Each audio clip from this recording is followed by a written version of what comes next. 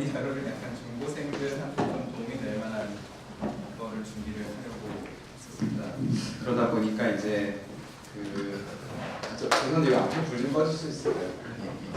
그러다 보니까 사실 중고생들 진로 결정을 할 때 어떻게 하면 좋을지에 대한 자료를 만들어 봤어요. 근데 오디언스가 보니까 다 성인이시네요.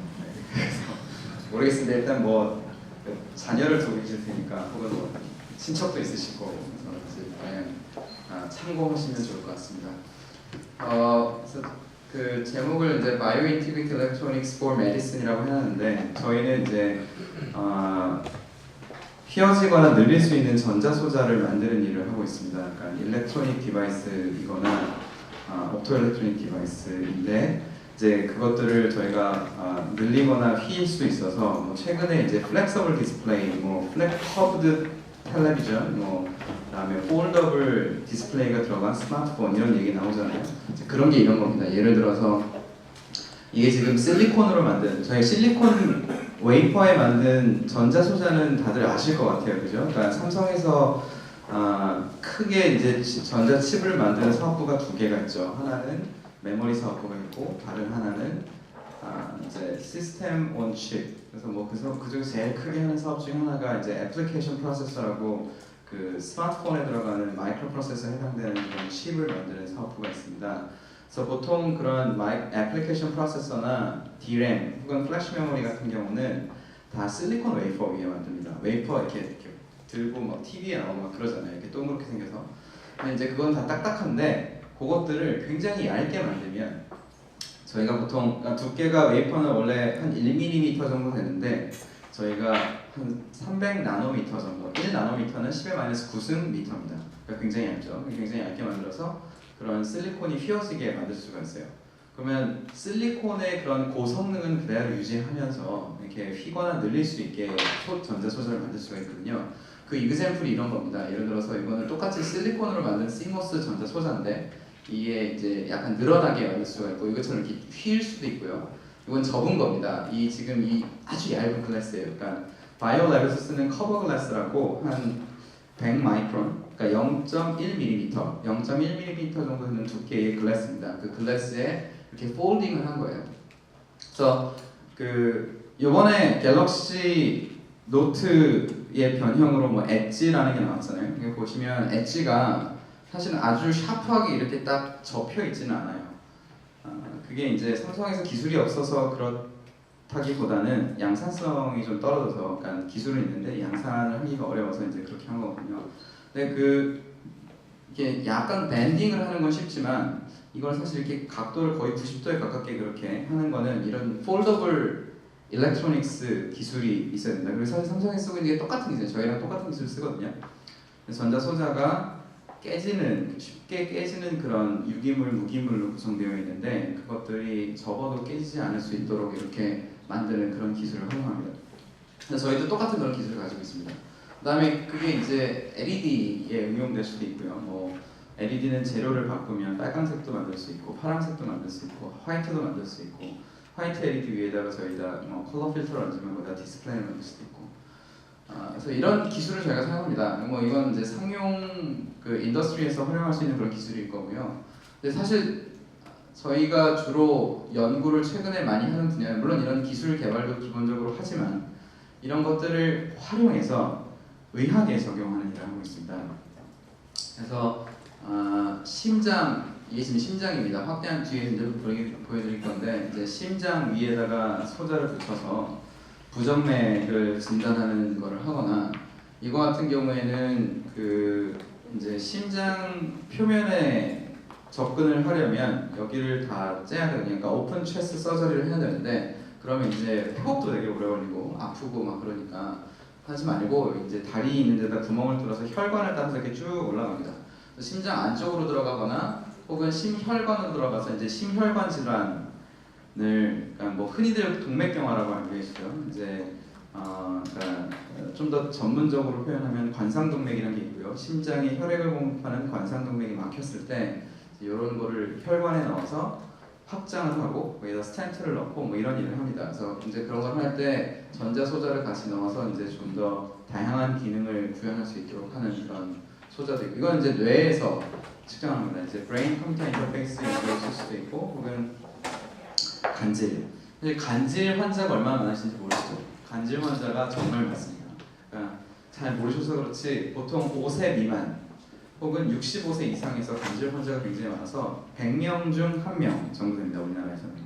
그리고 간질이 그냥 보기만 좋지 않다고 생각하시는데 사실 굉장히 페이탈합니다. 그러니까 간질이 예를 들어서 간질 때문에 이제 넘어지거나 이럴 때 이제 여기 부딪혀서 뭐 하는 거는 제외하고라도 한 5분 정도 지속되는 거 미만이면 상관이 없지만 간질이 30분 이상 지속이 되면 그 사람이 죽습니다. 그래서 실제 병원에서 서울대병원 같은 데 보면은 한 달에 한두 명씩은 간질로 돌아가시는 경우가 되게 많습니다. 그래서 간질 환자는 이제 이런 걸로 치료를 할 수가 있고, 요거 같은 경우는 이제 간질이나 부정맥이나 이런 수술을 한 다음에 수술을 했음에도 불구하고 그 이제 재발을 하는 경우도 있고요. 혹은 비슷한 질환인데 다른 원인인 경우도 있습니다. 그래서 포스트 서저리 모니터링이라고 해서 수술 이후의 모니터링 용도로 일상생활을 하면서 저희가 모니터링 할 수 있도록 만들기 위해서 이러한 피부에 붙이는 전자소자를 만들었습니다. 그래서 오늘은 물론 이런 부분도 이제 좀 설명을 드리긴 할 건데 제가 아주 조금만 넣습니다. 대부분은 이쪽 그 메디칼 쪽에 적용한 저희 기술을 어떻게 메디칼 쪽에 적용을 해서 새로운 서저리 툴 혹은 모니터링 툴을 만들어서 이제 그 건강 증진에 활용할 수 있는지 이거 위주로 설명을 드리겠습니다. 저희가 이제 바이오 인티그레이트 일렉트로닉스라는 연구를 합니다. 한 30분 정도 걸쳐서 제가 연구 얘기를 좀 드리겠습니다. 앞에서 말씀드렸지만 저희가 이걸 하는 모티베이션은 저희 기술을 의료 쪽에 적용을 해서 기존의 어떤 새로운 난치병이나 불치병을 치료할 수 있는 새로운 서지컬 툴이나 진단기구, 치료기구를 만들자가 저희의 사명입니다. 저희 실험실 학생들이 가지고 있는 커즈가 그겁니다. 그래서 사실 오늘은 그 시간 제약도 있어서 일부만 가지고 왔는데 저희가 이 중에 상당수를 하고 있습니다. 캐티터도 하고요. 아까 제가 앞에서 보여드렸죠. 그러니까 그 이렇게 풍선처럼 생겨서 이렇게 혈관으로 들어가는 게 캐티터라고 합니다. 그래서 베너스 캐티터, 그러니까 베너스라는 게 혈관이고 캐티터라는 거는 요 가슴을 열지 않고 혈관을 따라서 이렇게 심장으로 갈 수 있는 그 도구를 캐티터라고 합니다. 그래서 이것도 하고 있고요. 페이스메이커, 그러니까 부정맥이 있으신 분들, 부정맥이라는 거는 심장이 잘 뛰지 않는 겁니다. 정상적으로는 보통 1초에 한 번씩 뛰어야 되잖아요. 굉장히 빨리 뛰시는 분도 있고 굉장히 느리게 뛰시는 분들도 있습니다. 그래서 서맥이라고 합니다. 느리게 뛰는 거는. 빨리 뛰는 거는 빈맥이라고 하고요. 서맥인 경우에는 페이스메이커라는 걸 넣어서, 그러니까 서맥은 이제 1초에 한 번은 뛰어야 되는데 1초에 한 10초에 한 번밖에 안 뛰고 그러면 혈액순환이 잘 안 되겠죠. 숨도 굉장히 가쁘고 어지럽고 쓰러지고 뭐 잘못하면 돌아가시기도 하고요. 그러니까 페이스메이커를 이렇게 넣어서 심장 표면에 일렉트로드를 넣고 전기로 계속 자극을 해주는 겁니다. 심장은 전기가 굉장히 잘 통하는 근육 덩어리거든요. 그래서 페이스메이커를 몸 안에 넣습니다. 수술을 해서 여기다가 딱 갖다 놓고 심장을 딱 페이싱을 해서 심장이 제대로 뛸 수 있도록 만들어줍니다. 혹은 심장이 빨리 뛰는 것만 있는 게 아니고, 그러니까 느리게 뛰는 것만 있는 게 아니고 빨리 뛰는 것도 있습니다. 특히 이제 이게 굉장히 위험한데, 그 여기 1층에도 보시면은 옆에 병력에 심장 제세동기라는 게 있습니다. KTX역 같은 데 가면 다 있습니다. 요즘 큰 건물 이런 데 가면 봤는데 그게 왜 그러냐면 그러니까 세동이라는 게 왔을 때, 세동은 빈맥이랑 비슷한 겁니다. 심장이 심방과 심실이 있으면은 심실이 1초에 한 번씩 이렇게 띄워줘야 되는데 원래는 이제 심방, 심실, 심방, 심실 이렇게 되죠. 가운데 판막이 있고. 그래서 심방이 한번 짜주면 피가 심실로 가고 심실이 피를 짜면 이게 서큘레이션이 돼야 되는데 피가 얘가 부르르 떨고 있는 겁니다. 그게 세동입니다. 심실이 부르르 떨고 있거나 굉장히 빨리 뛰게 되면 심방에서 심실로 피가 내려오지를 못합니다. 그래서 피가 여기 보이죠? 서큘레이션이 안 되죠. 뇌 피가 공급이 안 되죠. 몇 분 내에 돌아가실 거죠. 마비가 오거나. 그래서 순간 이렇게, 근데 징후도 없습니다. 그냥 이렇게 밥 먹다가 갑자기 쓰러지기도 하고요. 그런 경우 되게 많습니다. 그런데 갑자기 이제 그렇게 쓰러지는 경우에는, 그러니까 그 제세동기는 기본적으로 엄청나게 높은 고전압의 전기를 가하는 겁니다. 이 심장에다가, 그러니까 드라마 같은 거 보시면 나오잖아요. 이렇게 딱 하면 사람이 붕 뜨면서 이제 멈췄던 심장이 이렇게 뛰게 하는. 그러니까 심장이 부르르 떨고 있으니까 전기 충격을 팍 줘갖고 깜짝 놀라게 만드는 겁니다. 심장을 깜짝 놀라게 만들면 얘가 다시 어이쿠나 하고 다시 이렇게 딱 제대로 뛰게 되는 거죠.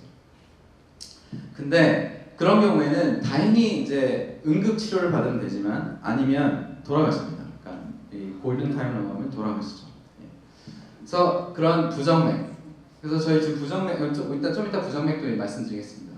그리고 이런 부정맥뿐 아니라 사실 우리나라 사람들이 죽는 굉장히 큰 이유 중에 하나가 심혈관 질환 혹은 뇌혈관 질환, 그러니까 혈관 질환이죠. 심혈관 질환이라는 것은 심장에 피를 공급하는 혈관, 관상동맥이 막히는 거. 뇌혈관 질환은 뇌에 있는 혈관이 막혀서 피가 안 통하거나 럽처, 그러니까 그게 터지는 거.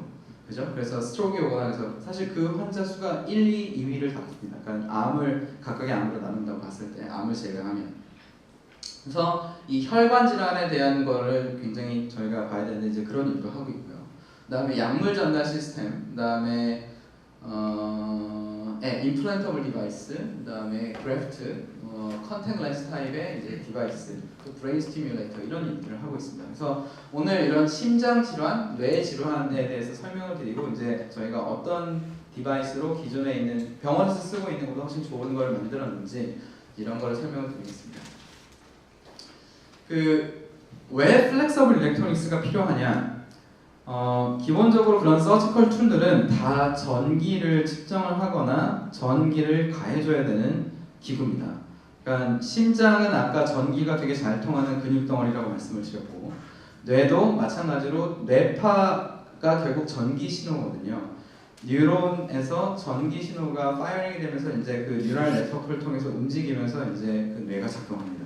그래서 뇌가 작동을 하거나 심장이 제대로 작동을 하기 위해서는 그런 전기 신호가 제대로 되어 있어야 됩니다. 전기 신호가 제대로 되지 않을 때 그런 부정맥이 생기거나 하트 페일리어가 오거나 혹은 뇌에서 간질이 오거나 뭐 그런 현상이 발생합니다. 근데 그런 전기 신호를 정확하게 측정을 하려면 이제 뇌가 뉴런 하나의 사이즈가 한 100마이크론 미만이에요. 그러니까 0.1mm 미만인데 한 0.05mm 아주 작은 뉴런 하나하나에서 다른 전기 신호들이 나오는데, 또는 심장도 카디오마이사이트라는 그런 세포 하나하나가 이제 시그널을 만들어주는데 그것들을 굉장히 높은 해상도로, 하이 레졸루션이라고 하죠. 높은 해상도로 측정을 할 필요가 있습니다. 매핑을 할 필요가 있습니다. 뭐 제일 좋은 건 이제 반도체 기술을 활용하는 거죠. 반도체 기술을 아주 작게 만들 수가 있으니까. 근데 문제는 저희 장기가 심장도 그렇고 뇌도 그렇고 이렇게 평평하지가 않습니다. 이렇게 둥글게 생겼죠. 게다가 심장은 계속 뛰죠. 그렇기 때문에 웨이퍼에다가 그런 센서를 만들면 센서가 이 표면에, 그러니까 뇌의 이 뉴런이나 심장 표면에 있는 카디오마이사이트에 정확하게 센서가 컨택이 되지 않습니다. 그러니까 닿아야 되거든요. 그 센서가 이 티슈에 정확하게 닿아야 그 부분에서의 전기 신호를 저희가 읽을 수가 있는데, 예를 들어서 이렇게, 그러니까 굴을 생각하시고 딱딱한 놈을 올려놓으면 여기 한 점만 딱 컨택이 되겠죠. 나머지 부분은 이게 갭이 생깁니다. 이렇게 공간이 생깁니다. 그 공간이 생기면 거기서는 신호가 전혀 나오지 않습니다. 딱 여기에서만 나옵니다. 그래서 저희가 플렉서블 디바이스가 필요합니다. 그래서 저희가 만든 게 이런 겁니다. 이게 지금 실리콘으로 만든 CMOS 소자입니다. 그러니까 CMOS라는 거는 이제 그러니까 전자 소자의 이름입니다. 메탈 옥사이드 세미컨덕터 트랜지스터 이름이고, NMOS랑 PMOS가 있고 이거를 합치면 이제 CMOS라는 게 됩니다. 인텔에서 광고를 하죠. 그러니까 마이크로프로세서 선전할 때 그 블루맨 아시나요 혹시? 그 블루맨 옛날에 있었는데 펜티엄 칩 이런 거 선전할 때 블루맨이 나와서 뭐 인텔 80나노미터 테크놀로지를 활용한 새로운 뭐 프로세서다 이렇게 선전을 할 때가 있었습니다. 요즘에 안 하는 것 같은데 그때 나오는 CMOS가 이 CMOS입니다. 그래서 이 CMOS는 이렇게 생겼습니다. 근데 이제 그게 플라스틱 베이스하고 이렇게 휘어질 수 있게 만들어진 거죠. 혹은 이게 뇌가 그러니까 실린더처럼 생겼으면은 저희가 이거를 아주 잘 붙일 수가 있는데, 실린더처럼 생긴 이게 둥그렇잖아요. 그러면 한쪽 방향으로만 휘면 되는 게 아니라 양쪽 방향으로 다 휘어줘야 될 때가 있거든요. 그러니까 사방으로. 그러려면 이게 늘릴 수가 있어요. 전자소자 CMOS를 이렇게. 그래서 저희가 아코디언처럼 만들어서 이렇게 늘릴 수 있게 만든 겁니다. 혹은 똑같은 기술을 저희가 전자소자만 딱 바꿔주면은 LED나 레이저 다이오드 이런 데 활용을 할 수가 있습니다. 이거 같은 경우는 이제 LED 어레이를 이렇게 트위스트업을 하게 만드는 겁니다. 그러니까 늘릴 수 있다, 트위스팅이 된다라는 얘기는 저희가 이런 전자 소자, 광학 소자를 디스플레이를 피부에 붙일 수 있다, 입을 수 있다라고 해석하시면 됩니다. 근데 이게 휘 수 있거나 이렇게 당길 수가 없으면 굉장히 불편하겠죠. 대표적인 플라스틱에 뭐가 있을까요? 그 책받침이죠. 예전에 저희가 쓰던 책받침. 책받침 한쪽 방향으로 되게 잘 휘어집니다. 한쪽 방향을 휜 다음에 다른 쪽 방향을 휘려면 잘 안 휘어지죠. 책받침을 이런 데다 붙이면 어떻게 되냐면 이게 엄청나게 불편하겠죠. 다 떨어져 나오고 부러지고 그죠? 반면에 이렇게 휘어질 수 있으면 이게 아주 잘 작동을 합니다. 그런 걸 나중에 보여드리겠습니다. 그래서 이제 이런 게 이제 저희 기초 기술이고요. 이런 그 펀더멘털한 테크놀로지를 활용해서 저희가 다양한 메디컬 디바이스를 만듭니다. 그래서 뭐 심장은 이렇게 생겼습니다. 이게 뭐 심방, 심실, 여기에 판막, 여기에 이 위쪽으로 이렇게 아터리가 지나갑니다. 그러니까 동맥이죠. 동맥이 심장에 피를 공급하는 동맥입니다. 그 이건희 회장님 지금 아직 병원에 계신 거 아시잖아요. 그게 왜 그러냐면 마이오카드 인팍션이라고 그 이 심장에 혈액을 공급하는 이 혈관이 막힌 겁니다. 스테노시스라고 하는데 이게 속에 그 리피드가 쌓이거나 아니면 칼슘이 쌓이면은 거기가 막혀서 혈액이 공급되지 않는 겁니다. 혈액이 공급되지 않으면 모든 티슈는 혈액이 공급돼야 살잖아요. 영양분과 산소가 피를 통해서 공급이 되니까. 근데 혈액이 공급되지 않으니까 이 심장 근육이 죽어버리는 거예요.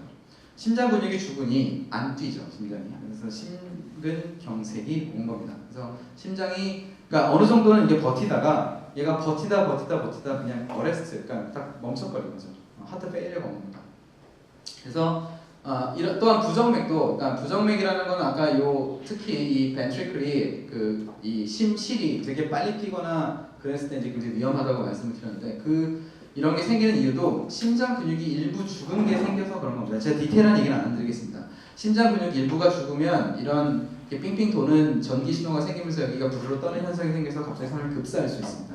근데 이렇게 심장 근육이 죽는 이유도 결국은 뭐 이런 혈관에서 피가 공급이 잘 안 되든지 그런 것들 다 연결되어 있습니다. 심혈관 질환, 그다음에 이렇게 심혈관이 안 좋으신 분들은 사실 다리 쪽 혈관도 안 좋고요, 뇌 쪽 혈관도 안 좋습니다. 그래서 당뇨가 있으시면은 피 안에 당이 되게 많잖아요. 피가 좀 찐득찐득합니다. 그러니까 혈관이 다 막히는 거예요. 심혈관도 막히지. 이게 눈에 공급하는 혈관도 막힙니다. 눈에 혈관에 공급이 안 되면 시신경이 죽죠. 시신경이 죽기 때문에 당뇨성 이제 시력을 잃는 그런 게 생기고요. 또 다리 쪽에 혈액 순환이 안 되니까 다리 혈관이 막히면 다리 쪽 이제 피부가 괴상하기 시작하죠. 그럼 나중에 잘못하면 잘라내야 되는 경우도 있습니다. 그러신 분들도 있습니다. 다리를 잘라내시는 분들도 있습니다. 그래서 결국 그런 혈관 질환 때문에 뭐 이런 게 생기는 거죠. 물론 그렇게 되기 전에 심장 혈관이 막혀서 심장이 정지할 확률이 훨씬 더 높습니다.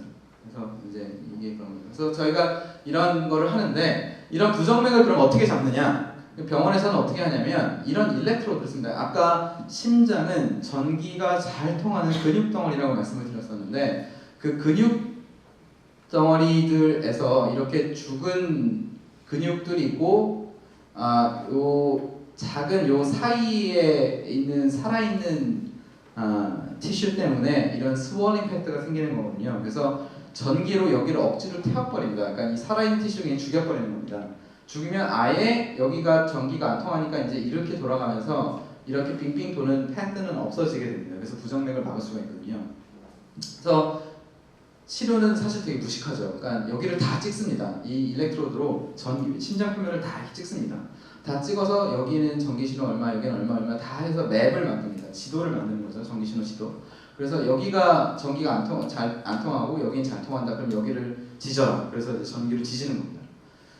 일단 지지는 것도 결국 심장 근육을 죽여버리는 거고 심장 근육은 재생이 되지 않습니다. 재생이 되지 않기 때문에 심장 기능은 더 떨어지는 거죠. 그래도 급사는 하지 않으니까 좀 나은 겁니다.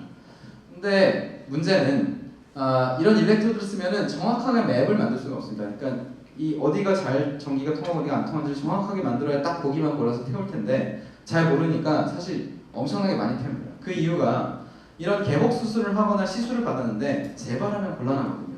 재발하면 의사 선생님도 책임도 있고요. 또 사실 급사를 막기 위해서 이런 걸 했는데 갑자기 어레스트가 오는 경우가 생기면 안 되니까요. 충분히 태웁니다. 충분히 태우면 안전하긴 하지만 그만큼 심장 근육이 약화되는 겁니다. 그 심장 기능이. 그래서 저희가 이런 걸 만든 겁니다. 그러니까 이거는 기본적으로 플렉서블 디스플레이 기술에서 나왔습니다. 그러니까 이게 플렉서블 플라스틱 서브스트레이트가 있고, 그다음에 그 저희 디스플레이를 보시면 뭐 몇 바이 몇 이렇게 돼 있잖아요. 그러니까 노트북 같은 경우 뭐 1900, 1600 바이 900 이렇게 있죠. 그 주사선이 1600개, 900개 뭐 이런 얘기입니다. X축으로 1600개, 뭐 Y축으로 900개 뭐 이런 식입니다. 그래서 그거를 저희가 아몰레드, 뭐 삼성에서 이제 아몰레드라고 하는데, 아몰레드라는 거는 액티브 매트릭스 오게닉 라이트 이팅 다이오드입니다. 그러니까 OLED를 액티브 매트릭스로 구동하는 디스플레이입니다.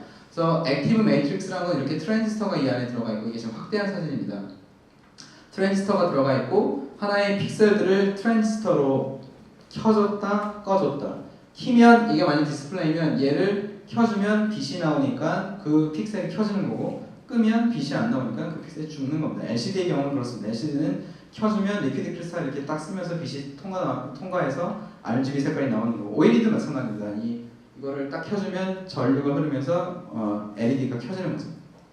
근데 저희는 그 위에 디스플레이를 얹은 게 아니라 센서를 얹었습니다. 그래서 심장 근육에서 전기 신호를 측정해주는 센서를 얹고, 그것들을 이렇게 굉장히 빠른 속도로 멀티플렉싱이라고 이제 사이클링을 해주면서 측정하는 거, 실시간으로.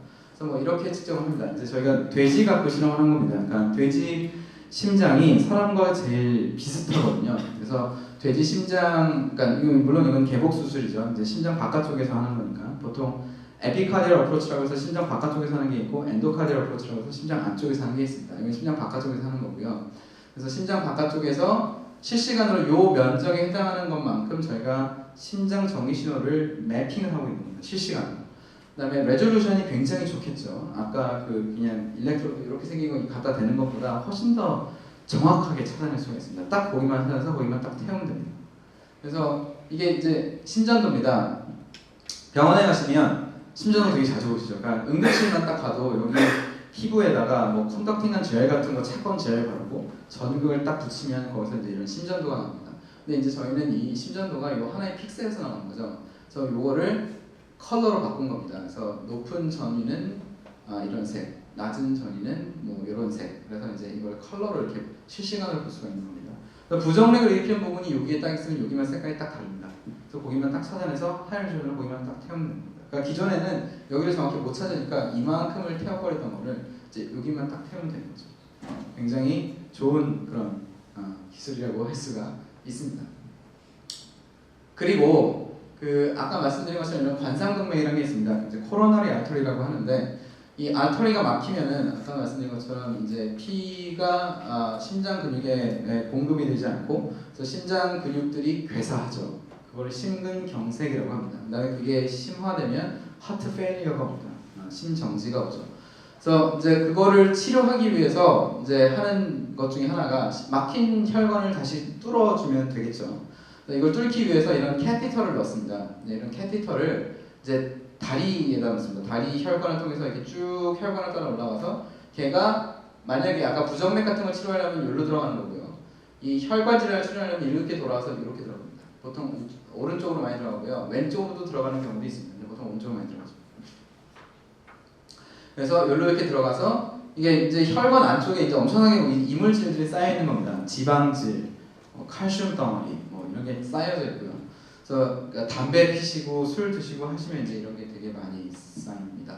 그래서 요거를 이제 혈관 안에다가 딱 넣은 다음에 풍선, 우리나라로 풍선 카테터라고 합니다. 그러니까 영어로 하면 벨론 캐티터라고 하고요. 그래서 풍선을 부풀리면 이게 소프트한 리피드가 쌓여있는 지방질이 쌓이는 경우가 되게 많거든요.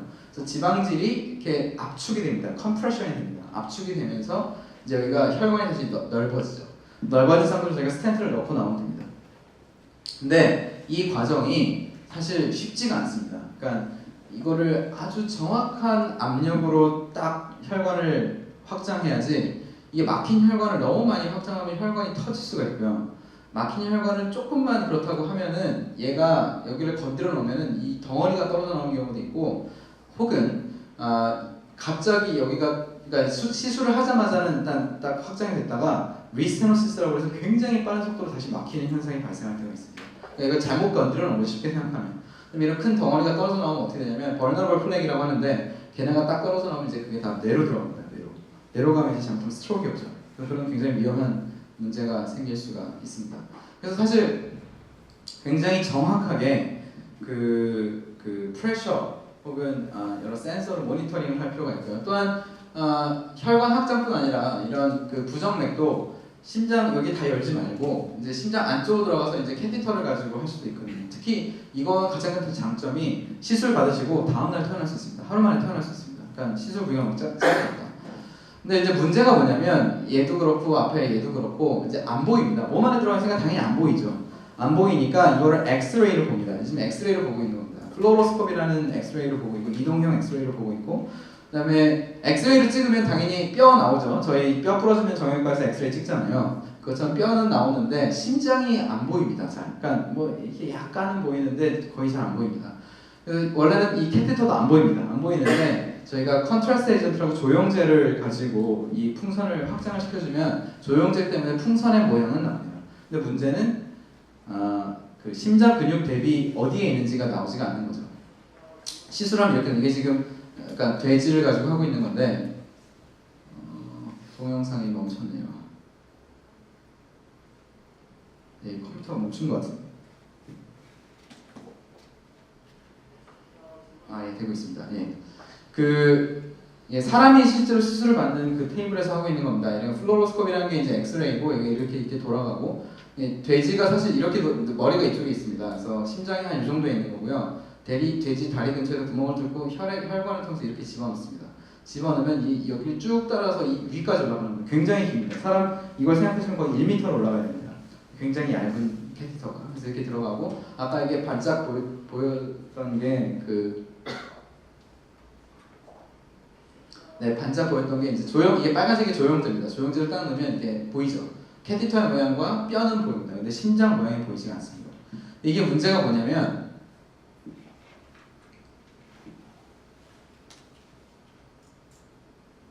넘어가네요. 그 문제가 뭐냐면 아까 부정맥 같은 경우에 저희가 그 부정맥을 일으키는 포인트를 찾은 다음에 그걸 전기로 태워버려야 됩니다.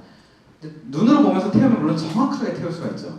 근데 여기 눈에 안 보이잖아요. 게다가 심장이 계속 뜁니다. 심장을 멈출 수는 없으니까 심장이 계속 뛰겠죠. 심장이 뛰고 아까 말씀드린 여기서부터 여기까지 그 얇은 관이 1m가 들어가 있습니다. 그러니까 그게 이제 파랑파랑 됩니다. 피가 흐를 때마다. 그래서 이게 지금 심장 안에 들어가 있는데 얘가 이렇게 계속 흔들립니다.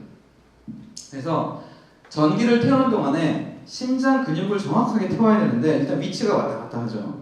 또 하나는 심장 근육에 잘 붙어있다가 얘가 만약에 떨어지게 되면 그 전기 에너지가 피에 가해지면서 피가 끌어올립니다. 이렇게 온도가 한 70도까지 올라가거든요. 그래서 피가 응고가 돼서 혈전이 생깁니다. 그래서 혈전이 이제 뇌 같은 데로 들어가. 물론 이 시술을 받을 때 와파린 같은 혈전 용액제를 먹지만 이제 문제가 될 수가 있습니다. 그래서 사실 이게 굉장히 위험한 시술이죠. 그래서 그 병원 가시면 보통 레지던트가 하시거나 선생님이 하시거나 아니면 이제 전문의가 하실 때도 있고 한데 레지던트 선생님이 하시면은 처음 환자 한 50명 정도는 트레이닝 하는 거라고 생각하시면 됩니다. 물론 병원에서 그런 얘기 안 하죠. 하지만 실제로는 한 50명 정도는 이제 트레이닝 물론 잘 하시는 분이 하시겠지만 이제 완벽하지 않은 분이 하신다고 보시면 되십니다. 이게 그만큼 어려운 겁니다. 그래서 저희가 개발한 기술은 이제 여기에다가 뭐 아까 제일 처음 보여드렸던 막 LED도 있고 그 다양한 펑션을 넣은 게 있고요. 이건 이제 심플한 케이스인데 여기 컨택 센서를 넣은 겁니다. 그래서 얘가 컨택이 됐는지 떨어졌는지를 볼 수가 있습니다. 그래서 컨택이 돼 있을 때는 전기가 잘 통하다가 그래서 이제 심장 근육을 막 태우겠죠. 70도로 막 태웁니다. 태우다가 얘가 원하지 않게 뚝 떨어져 나오면 그게 오프가 딱 됩니다. 그러니까 전기를 딱 끄습니다. 자동으로. 그럼 이제 적어도 혈전이 안 생기게 만들 수 있습니다. 또한 이 프레셔 센서가 이제 주변에 쫙 달라붙어 있어서 아까 이거 했을 때 이거 했을 때 이 프레셔 디스트리뷰션 정확하게 될 수가 있습니다. 그러니까 그 디스트리뷰션을 재야 되는 이유가 혈관이 참 이렇게 시메트릭하게 아주 딱 균일하게 막혀주면 참 좋을 텐데 혈관은 그렇게 막히지 않습니다. 항상 보면 어느 쪽은 두껍고 어느 쪽은 얇게 막힙니다. 그러면 압력을 주면은 당연히 두꺼운 쪽에 압력이 많이 걸리고 이 압력이 적게 걸리겠죠. 그래서 압력 분포를 정확하게 모르면 잘못하면 두꺼운데 압력 많이 걸린 데가 터질 수도 있고 혹은 여기는 압력이 제대로 안 가해질 수도 있겠죠. 그래서 압력 분포를 잘 아는 게 굉장히 중요합니다. 그래서 이렇게 압력 분포를 잴 수 있는 그런 이제 좀 스마트한 캐디터죠. 스마트한 캐디터를 만들었습니다. 그리고 또 그 저희가 적용하는 분야가 간질 쪽입니다. 이제 뭐 간질 혹은 이제 요건 간질 수술을 하는 장면이고요. 요거는 그 마비 환자입니다. 그래서 이제 신경을 다치셔서 이제 하지랑 요 상체 팔 부분이 마비되신 환자분이신데 이건 뭐 저희가 한 게 아닙니다. 이건 저희가 한 게 아니고 이건 저희가 한 겁니다. 이거 이제 실제 그 커머셜한 병원에서 실제 간질 환자 대상으로 하고 있는 겁니다. 간질은 아까 말씀드린 굉장히 많은데 문제는 간질을 약으로 치료하실 수 있는 게 한 절반에서 한 70% 사이, 한 대충 한 60% 정도 환자만 약으로 치료가 됩니다. 그것 치료가 아닙니다. 사실 정확하게 표현하면 간질이 없어지는 게 아니거든요. 고혈압 약초는 평생 동안 먹는 겁니다. 그래서 간질이 심하지 않도록 억제하는 겁니다. 그래서 그 약을 먹으면, 그러니까 보통 저희가 생각하는 간질, 발작은 쓰러지죠. 이렇게 쓰러집니다. 그러니까 뇌전증이라고 하는데 의식을 잃고 쓰러지고 뭐 침 흘리고, 그러니까 거품 흘리고 이렇게 보통 그거 많이 생각하십니다. 실제 그러신 환자분들이 있습니다. 혹은 그러니까 밖으로는 보이지 않지만 나는 느끼는, 그러니까 이렇게 순간적으로 막 이렇게 정신이 혼미해지면서 이렇게 찌릿찌릿하고 이렇게 이런 걸 느끼는 그런 경미한 경우도 있습니다. 근데 이제 약을 먹으면 아주 그렇게 심하게 막 정신 잃고 하시던 분들이 그렇게 경미한 간질 정도만 하고 넘어가는 겁니다. 그래서 그렇게 서프레션을 하는 겁니다. 그래서 하루에 2번씩 약을 먹습니다. 근데 그나마도 간질 약이 되게 종류가 많은데 여러 1차, 2차, 2차, 3차 간질약을 쓰더라도 치료될 수 있는 환자가 그렇게 억제할 수 있는 환자가 한 60% 정도밖에 안 된다고 보시면 나머지 한 3, 40%는 평생 동안 간질을 가지고 살아야 됩니다. 근데 그게 문제가 뭐냐면 젊으신 분들도 있거든요. 한 30세, 20, 30세인데 그러면 이제 일단 회사 못 다니죠. 회사 당연히 못 다니고 운전도 못 하고 수영도 못 하고 밖에 나가서 다니도 못 하고 그러니까 그 가족이 정말 괴롭습니다. 아까 말씀드린 것처럼 간질이 한 5분 내에 끝나면 다행인데 이분이 한 30분 정도 그 간질이 때문에 잘못하면 돌아가십니다. 그래서 이 간질이 굉장히 이제 위험한데 그럼 그렇게 약으로 치료하지 못하는 사람들은 어떻게 하냐면 간질이 나오는 부분을 뇌를 잘라냅니다. 그러니까 그 간질이라는 게 이제 뇌 전체가 다 비정상적으로 활동하는 게 간질인데 원래는 아주 작은 부분에서 발생을 합니다. 처음에는 굉장히 작은 부분에 시작하는데 그게 바깥으로 이렇게 쫙 퍼져나가는 겁니다. 그래서 그 부분을 정확하게 찾아서 거기를 수술로 외과 수술적으로 떼어내는 겁니다. 그래서 궁극적으로 저희가 원하는 거는 저희 기술에서 이런 시스템을 만드는 겁니다. 이제 뇌 안에 완벽하게 임플란트라는 그런 시스템을 만들고 실제 이게 저희가 한 건 아니고 이제 그러니까 이 동영상이 없어서 제가 이제 다른 데서 한 거를 따갖고 온 건데 실제 그 뇌 두개골을 여시고요. 그러니까 스컬을 열고 그 안에 이제 뇌막이라는 게 있어 뇌막까지 열고 나면 이런 콜텍스라고 합니다. 이 표면 뇌 표면에 이런 전극 어레이를 붙입니다. 그럼 이 전극 어레이들이 뇌 표면의 전기 신호를 읽으면서 간질이 발작 신호가 여기서 나온다, 뭐 여기서 나온다, 뭐 여기서 나온다 이런 거를 판단합니다. 여기 또 멈췄는데, 좀 기다려야지 작동할 것 같은데. 예, 됐네요. 여기 넘어가야 될 것 같습니다. 그런데 문제가 뭐냐면 사실 간질 아까 뉴런 사이즈는 한 50 마이크론 정도 된다고 했는데 그런 시저가 처음 시작하는 포인트는 진짜 좁쌀만큼 작습니다. 그래서 사실 고기만 잘라내면 되는 건데 지금 기술은 거기를 알 수가 없습니다. 그래서 이게 측정을 해보면 사실 얘가 병원에 측정을 하면 그러니까 첫 번째로 잘 안 닿습니다. 내 표면에 잘 달라붙지가 않아요. 되게 두껍잖아요. 잘 안 달라붙어서 어떤 데는 시간이 나오고 어떤 데는 시간이 안 나오고 막 그럽니다. 또한 시간이 잘 나오는들 간질파가 여기서 나오는 것 같기도 하고 여기서 나오는 것 같기도 하고 잘 모르겠어요. 그러면 마진을 이만큼을 줍니다. 이만큼. 그러니까 요만큼에서 나오는 거를 이만큼을 잘라내는 겁니다. 선생님 하신 말씀 똑같습니다. 뇌수술을 했는데 간질이 재발하면 그건 진짜 이게 한 번 수술하는데 3천만 원 정도 들거든요. 3천만 원 정도인데 3천만 원짜리 수술 한 번 더 해야 되면 돈도 돈이지만 사실 이거 하기 싫잖아요. 뇌 자르고 이거 누가 하고 싶겠습니까? 뇌 열고 그렇죠? 게다가 이걸 하기 위해서는 그냥 하는 게 아닙니다. 전극을 뇌에다 넣고요. 한 2주에서 3주 정도 모니터링합니다. 그래서 원래 간질 환자들이 약을 먹으면 뭐 한 달에 한두 번 정도 간질이 있었는데 약을 딱 끊으면 일주일에 한 3-4번씩 간질을 발작이 옵니다. 그럼 진짜 사람이 완전히 이렇게 탈진해서 이렇게 뻗거든요. 일부러 그렇게 합니다. 간질이 나오는 부분이 어디냐. 왜냐면은 간질 때에 따라서 여기서만 나오고 어떨 때는 또 여기서 나오다가 막 그럴 때가 있거든요. 그래서 2, 3주 동안 간질약을 꾹꾹 그 일을 해야 됩니다. 또한 그러니까 여기를 잘라야 되는데 뇌는 이제 각각의 지역이 기능이 있어요. 어디는 비주얼 콜텍스는 보는 거, 오디토리 콜텍스는 듣는 거, 뭐 모터 콜텍스는 움직이는 거, 뭐 이런 기능이 다 있거든요. 근데 여기를 잘라냈더니 비주얼 콜텍스를 쫙 잘라냈더니 사람이 앞이 안 보여요. 혹은 모터 콜텍스 잘랐더니 말을 못해. 입근이가 안 움직여서. 그러면은 못 자르잖아요. 말을 못하게 할 수는 없으니까요. 그래서 자를 수 있는지 없는지를 알기 위해서 여기를 하나하나 다 자극을 합니다. 전기 자극. 전기 자극을 해주면 그래서 모터 콜텍스를 해주면 여기가 이렇게 움직이기도 하고요. 비주얼 콜텍스를 자극하면 앞에가 뭐 반짝반짝한 빛이 나와요. 뭐 오디토리 콜텍스를 이렇게 자극해주면 여기서 소리가 들려요. 이런 얘기를 합니다. 그러면 아 여기가 오디토리 콜텍스구나. 뭐 여기가 뭐 그런 걸 알 수가 있습니다. 그러니까 특히 그런 이유가 뭐냐면 정상적인 사람은 대충 위치가 나와 있습니다. 근데 간질 환자 같은 경우는 간질이 나오는 지역은 비정상적인 지역이거든요. 그래서 그 기능을 주변의 뇌가 이렇게 이관해서 받습니다. 그러니까 이렇게 그 물려받는다고 해야 되나요? 이 기능을 주변에 있는 부분이 하고 있는 겁니다. 따라서 원래 사람 정상적인 사람이 갖고 있는 그 뇌 지도와 다른 뇌 지도를 가지고 있습니다. 그래서 그거를 다 매핑하는 걸 해야 됩니다. 근데 그 과정이 엄청나게 괴롭거든요. 기분이 되게 나쁘고 사람이 굉장히 탈진하기 때문에. 그래서 그거를 한 달 동안 그 고생을 3천만 원 들여서 했는데 또 수술을 하자고 하면은 아무도 안 좋아하겠죠. 그렇기 때문에 이만큼 잘라낼 걸 이만큼 잘라내는 거죠. 근데 아까도 말씀드렸지만 다 잘라내면 어떡합니까? 뇌 기능이 다 없어지는데, 그죠? 그렇기 때문에 사실 훨씬 더 레졸루션이 높은 센싱을 할 필요가 있는 겁니다. 근데 아까처럼 마찬가지로 반도체 기술을 활용하면 좋을 텐데 이게 안 되잖아요. 그래서 저희가 플렉서블 하면 안 됩니다. 보시면은 아까보다 레졸루션이 훨씬 높습니다. 아까는 이게 한 1cm 정도 됩니다. 간격이 한 1.5cm에서 2cm 정도 되고요. 그러니까 사실 시저 포커스가 여기 있으면은 얘가 이만큼 컸을 때까지 알 수가 없습니다. 반면에 저희 거는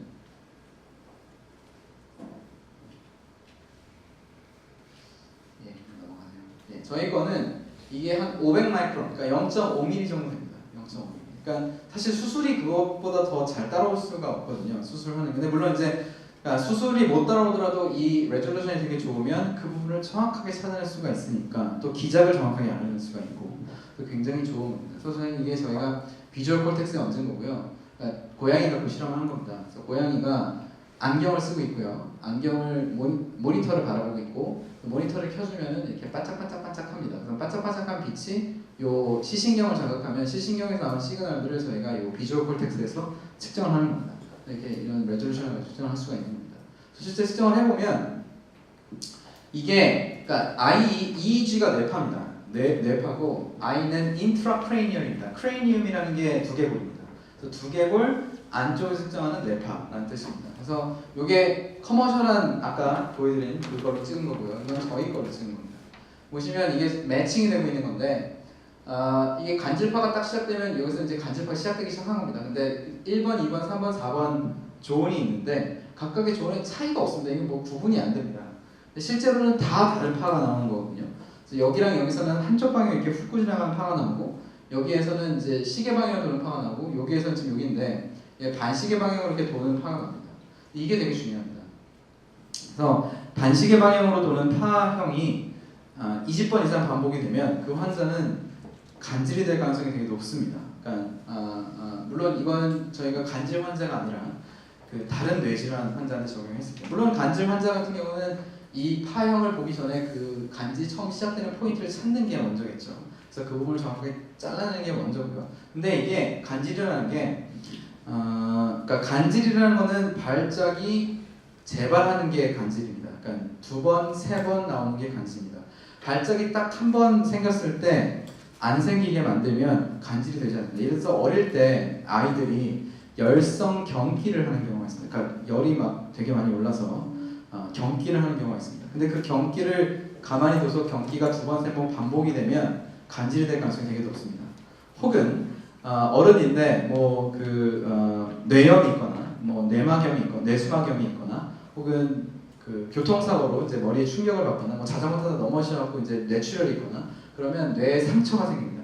그 상처 부위가 다 간질의 소스가 될 수가 있습니다. 그래서 그런 환자들의 경우에 이제 저희가 측정을 해서 이런 카운터컨하고 반시계 방향 시그널을 읽을 수 있으면 그 환자는 바로 약을 먹었죠.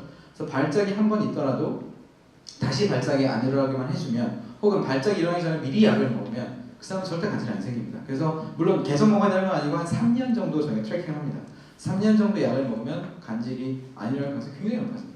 그래서 기존에는 그런 거를 전혀 볼 수가 없었기 때문에 그냥 속수무책으로 간질이 생겼었는데 지금은 그런 게 안 생기는 거죠. 그래서 그런 측면에서 굉장히 좋은 그런 전자소자고, 요거 같은 경우는 이제 아까 말씀드린 것처럼 이제 피부에 붙이는 겁니다. 그래서 수술 이후로 이제 환자의 상태를 모니터링하는 거죠. 목적은 그러니까 수술이 필요 없는, 그러니까 일상생활 경험 중에 해야 되니까 이제 뭐 와이어가 나와 있거나 그럼 간염 위험도 있고 하니까 안 되잖아요. 피부에 붙이는 겁니다. 웨어러블하게 피부에 붙이게. 근데 피부에 붙이는 게 사실 이렇게 옷 같은 데 붙이면 좋을 것 같다고 생각하시잖아요. 근데 옷에 붙이면 센싱이 정말 안 됩니다. 그러니까 이게 무브먼트 아티팩트라고 해서 이렇게 막 움직이고 하는 것 때문에 노이즈가 너무 많이 나옵니다. 반면에 피부에 정확하게 붙여주면 첫 번째로 가볍죠. 옷에 이렇게 가리면 안 보이죠. 그다음에 굉장히 편합니다. 이렇게 뭐 이렇게 무겁지도 않고 이 피부 움직임이 전혀 제한을 두지 않기 때문에. 그러면서 이 안에 심전도 측정하는 거, 근육 움직임을 측정하는 거, 뇌파를 측정하는 거, 그다음에 그 온도, 체온을 모니터링하는 거, 액티비티, 움직임을 측정하는 거, 예를 들어서 트레머 같은 거 측정하는 거, LED 뭐 이런 것들이 다 무선 통신 기능 이런 게 다 들어 있습니다. 그래서 피부에 붙여놓고 이렇게 보시면 이제 지금 이게 이게 제 팔입니다. 그래서 제 팔 안쪽에 붙여놓은 건데 지금 주름을 만들어도 그 주름을 그대로 따라가는 걸 볼 수가 있습니다. 이렇게 아주 주름을 잘 따라가기 때문에 시그널이 굉장히 깨끗하게 나옵니다. 그리고 그 안에 이제 여러 소자들 들어있고, 뭐 예를 들어서 온도 센서, 이건 이제 뇌파나 심전도 찍는 센서, 이거는 액티비티, 움직임 측정하는 센서, LED를 이제 피부 위에서 켜서 환자한테 알람을 준다든지 할 수도 있고요.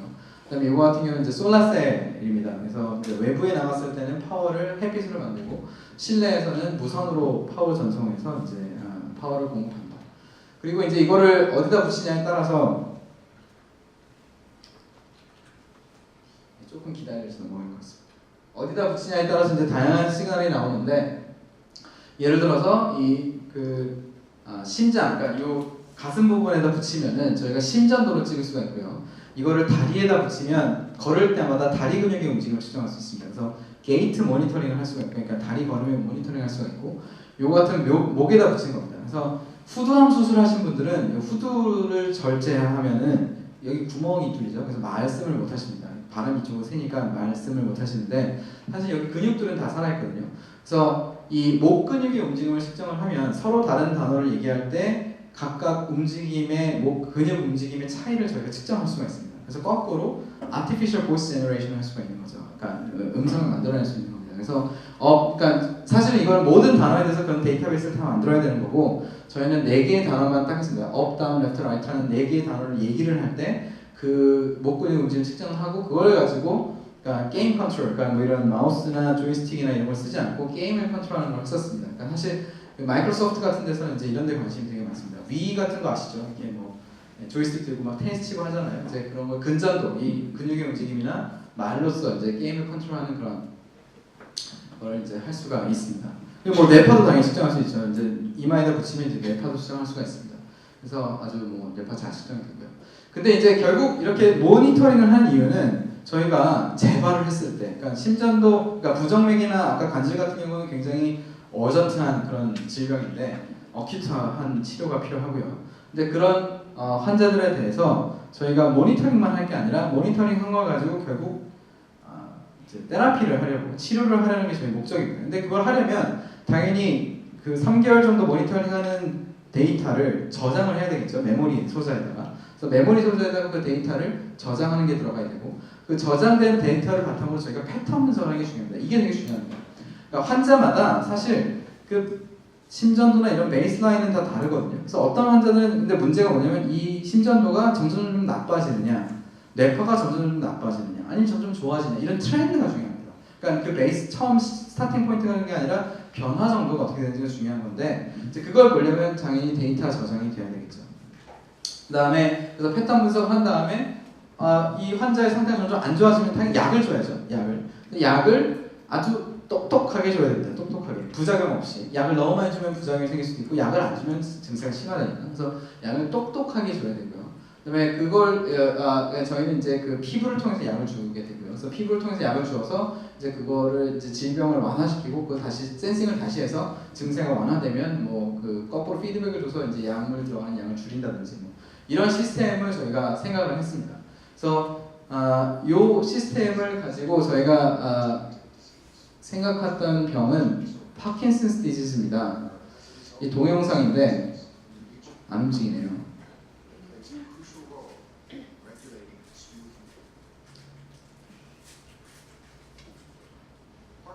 이게 지금 제 컴퓨터가 아니라서 잘 안 돌아가는 것 같습니다. 근데 어쨌든 파킨슨 병은 뭐 많이들 아실 것 같은데 이제 일단 굉장히 행동이 느려집니다. 그러니까 이 뇌에 저 깁스판드 탈라머스 지역이라는 데가 있고요. 거기에서 이제 도파민이라는 뉴로트랜스미터가 분비가 되는데 그 도파민에 분비되는 양이 정상인보다 훨씬 낮으신 분들입니다.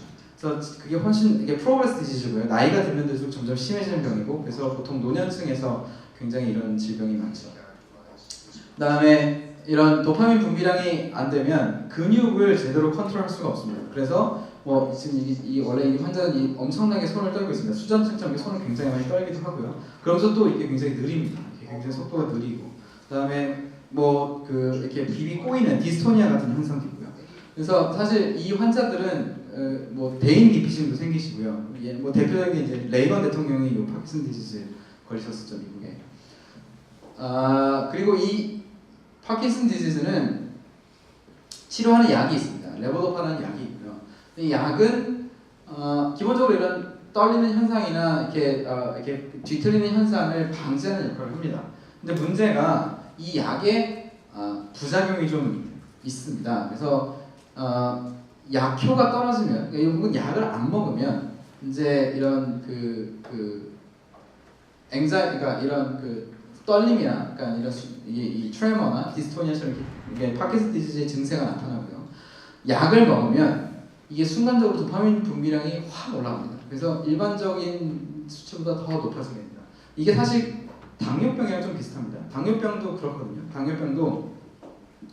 당뇨병이라는 거는 이제 인슐린이 제대로 분비되지 않아서 혈당량이 증가하는 건데 당뇨병 약을 딱 먹으면 순간적으로 혈당이 확 떨어집니다. 그래서 저혈당 증세가 올 수가 있습니다. 그래서 그게 왔다 갔다 하는 거죠. 그래서 약간 저혈당처럼 이렇게 막 손도 떨리고 뭐 이런 현상이 나타나기도 하죠.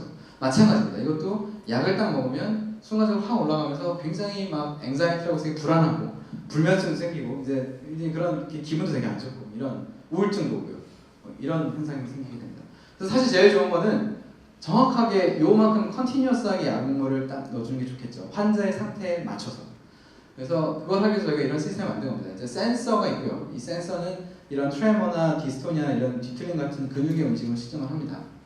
측정한 데이터들은 메모리 소자에 저장이 되고요. 메모리 저장된 데이터를 바탕으로 저희가 분석을 해서 약물이 그러니까 이게 이제 패치인데, 그러니까 이런 신신 파스 같은 그런 파스라고 생각하시면 됩니다. 패치 앞쪽에 약물이 있고 이 반대쪽에 이제 히터가 달려져 있습니다. 그러니까 온도를 조절할 수 있는 히터가 달려져 있습니다. 그래서 온도를 높이면 약물이 떨어져 나와서 피부로 들어가는 속도가 빨라지고요. 온도를 낮추면 이 속도가 느려집니다. 저희가 한 3배까지 그거를 조절할 수가 있습니다. 그걸 가지고 이제 실제 사진은 이렇게 생겼습니다. 그래서 센서가 있고 여기에 이제 메모리 소자가 있고 여기 히터가 있고 여기 약물이 이렇게 장치가 되어 있죠. 그리고 이제 뭐 아까 보여드렸던 거 늘릴 수 있는 기술, 트위스팅하는 기술을 이제 적극 활용을 했습니다. 적극 활용을 해야 이제 피부가 이제 정확히 쫙 달라붙으니까. 그다음에 뭐 방수 처리 다 해서 이제 땀이 나거나 뭐 샤워해도 괜찮게 그렇게 만들었고요. 그다음에 또 이렇게 웨어러블 디바이스는 사실 전력을 되게 조금 쓰는 게 중요하거든요. 한 번 충전하면 오래 써야지 한 번 충전해서 하루 매일 충전하는 게 힘들잖아요, 그죠? 그래서 저전력 소자를 만들기 위해서 이제 그런 메모리 소자를 이렇게 개선한 그런 것들. 이건 너무 테크니컬한 거에 넘어가겠습니다. 그래서 어쨌든 그런 메모리 소자와 센서를 연결했습니다. 연결해서 그래서 이거 피부에, 그러니까 이게 리스트, 그러니까 이 손목 부분에 붙이는 거예요. 그러니까 트레머는 이렇게 생기니까 이 트레머를 수정한 겁니다. 트레머를 수정해서, 그러니까 이게 움직이면 이렇게 프리퀀시, 센서 프리퀀시가 나옵니다. 그래서 트레머가 심하면 프리퀀시가 빠르고 이게 되게 느리면 이제 적습니다. 뭐 예를 들어서 약효가 떨어지면 빨라질 거고 약물이 들어가면 이제 이렇게 되겠죠, 그죠? 그래서 요거를 측정을 해서 저희가 평균치를 내갖고 이 메모리 소드에 저장을 합니다. 저장을 하고 패턴 분석을 한 다음에 약물을 얼마를 넣을지를 결정하죠. 결정을 해서 이제 온도를 조절합니다. 온도를 저희가 한 25도, 30도에서부터 45도까지 조절할 수가 있는데 여기서는 25도에서 40도를 조절했고요. 돼지 피부로 실험을 한 겁니다. 보시면 이런 나노 입자가 있고요. 그러니까 그 2나노미터 정도 되는 포에 한 40나노미터, 40나노미터 엄청나게 작은 거거든요. 40나노미터 정도 되는 사이즈의 나노 입자 표면에 약물이 담겨져 있고 온도를 높이면 약물이 떨어져 나와서 피부로 들어가는 속도가 증가하고요. 온도를 낮추면 그 속도가 확 떨어집니다. 그래서 이 속도가 저희가 3배 정도까지 그걸 컨트롤할 수가 있습니다. 그래서 이걸 가지고 저희가 환자의 상태가 안 좋으면 약물을 빨리 넣고 그래서 약물이 들어가서 환자 상태가 개선이 되면 약물을 줄여서 부작용이 생기지 않게 하는 그런 시스템을 만들 수가 있는 겁니다. 실제로 이런 파킨슨 환자를 대상으로 하는 패치가 있습니다. 그러니까 승인받아서 미국 FDA 승인받아서 팔리고 있는 패치가 있고요. 근데 이거는 이제 저희 근육통에 붙이는 그런 파스 같은 거죠, 일종의. 그래서 그냥 붙이면 처음에는 약물이 빨리 들어가다가 이제 약물이 떨어지면 점점 천천히 들어가면 그게 쓰다가 그냥 버리는 그런 겁니다. 근데 이제 여기에다가 저희가 지금 만든 그런 센서들이나 메모리 조나 이런 걸 같이 넣어주면 이제 저희가 똑똑한 패치를 만들면 전자 패치를 만들 수가 있는 거예요. 그래서 환자의 상태에 맞춤형으로 약물을 넣고 이제 굉장히 케어풀이죠. 그러니까 약 먹는 거 까먹어도 괜찮고 뭐 그런 겁니다. 그래서 이제 저희 이 마지막 슬라이드입니다. 그래서 저희 목적은 이렇습니다. 이 제가 좋아하는 만화인데 의사 선생님이 환자들을 참 도와주고 싶은데 가지를 못해요. 그래서 환자들이 화가 났어요. 근데 사실 팔을 아무리 늘려도 여기까지는 안 가잖아요. 그래서 이게 뭐냐면 올바른 툴이 없으면 의사 선생님들이 환자들을 도와줄 수 있는 방법이 없다는 겁니다. 간질이든 부정맥이든 누군가는 좀 더 좋은 툴을 만들어야 되거든요. 수술 도구도 그렇고 부작용이 없고 치료할 수 있는. 그래서 저희는 그거를 이제 저희 기술로, 그러니까 일렉트로닉 디바이스를 만들죠 기본적으로. 혹은 옵토일렉트로닉 디바이스를 만드는데 그런 저희 기술로 이런 진단을 더 잘할 수 있거나 치료를 더 잘할 수 있는 그런 전자 소자를 만드는 게 이제 저희의 목적입니다. 예, 경청해 주셔서 감사합니다.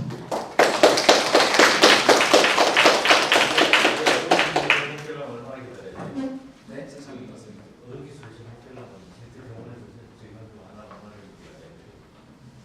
이거는 사실 시간이 되게 오래 걸릴 것 같습니다. 그러니까 일단 뭐 상용화를 하려면 대량 생산을 해야, 그러니까 누군가 회사에서 만들어야 되잖아요. 근데 뭐 이제 막 페이퍼가 나와서 저희가 특허를 내고 있으니 이거를 엔지니어링 샘플을 만들고 양산을 해야 되고 의료기기니까 승인을 받아야 되고 환자 트라이얼을 해야 되고 지금 저희는 뭐 먼키 테스트도 안 한 상태로 고양이 가지고 하고 있으니까 고양이에서 개로 가야 되고 개에서 먼키로 가야 되고 먼키에서 사람으로 가야 되고 그게 굉장히 어렵죠. 아마 시간 오래 걸리고 한 5년 정도 걸렸어요.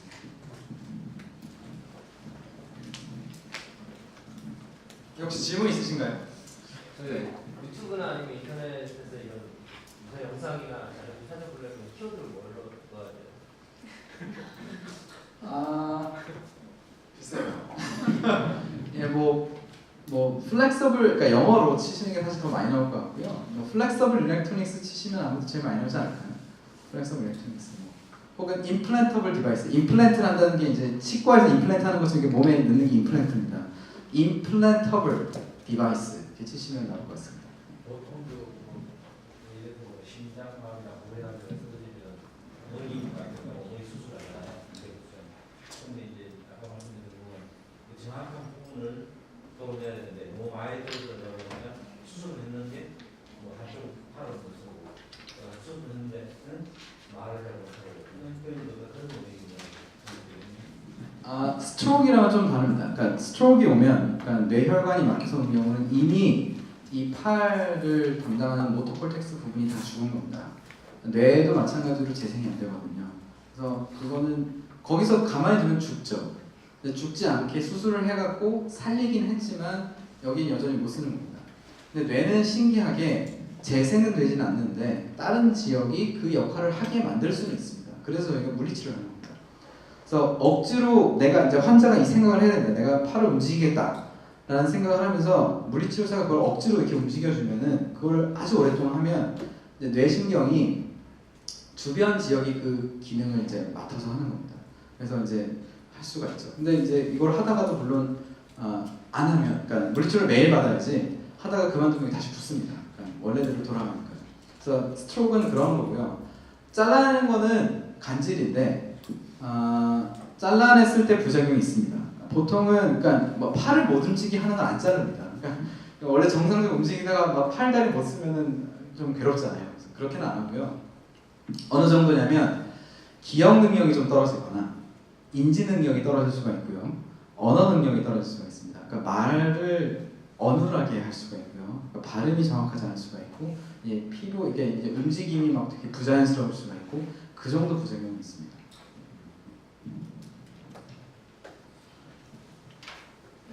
결함이 있는 사람 중에 치료 목적으로 일단 포커스를 맞추고 있는데 기존 능력을 더 향상시키는 방법이 뭐냐?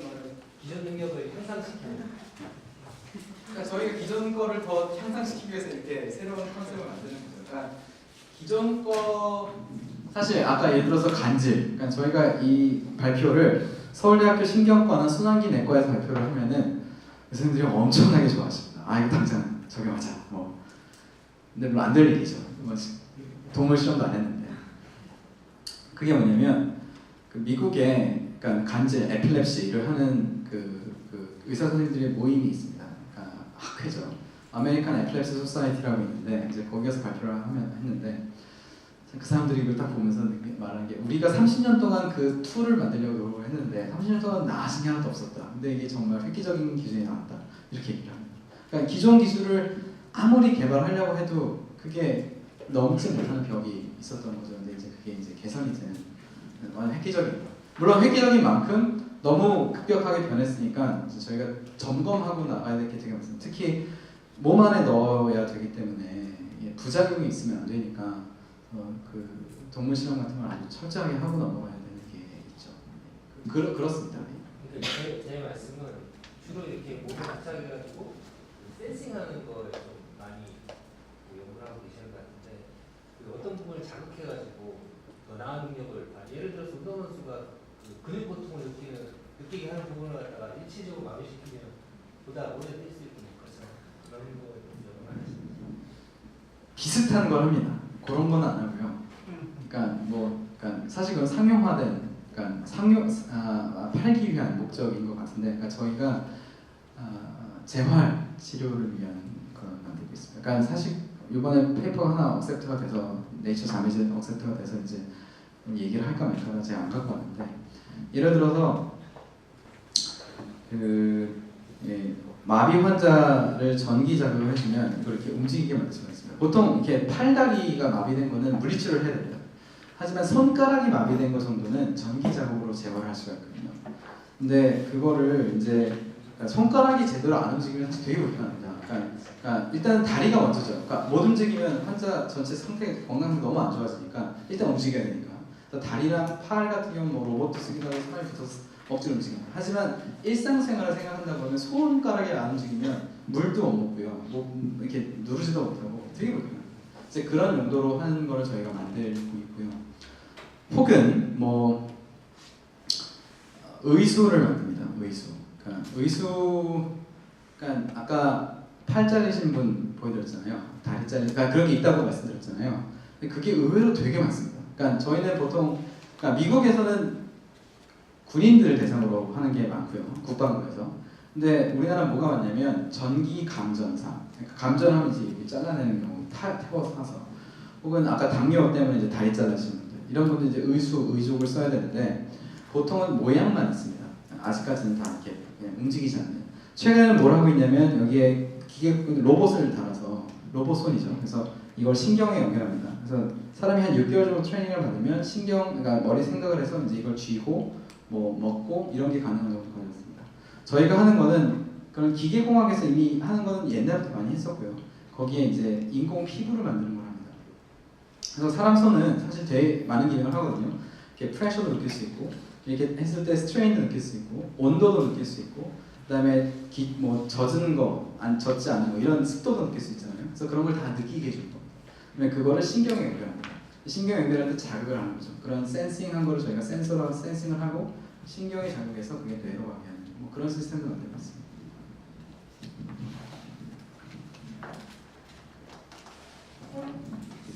예, 뭐 질문이 없으시면 이 정도 마무리해도 될까요? 예, 이 정도 마무리하겠습니다. 네, 감사합니다.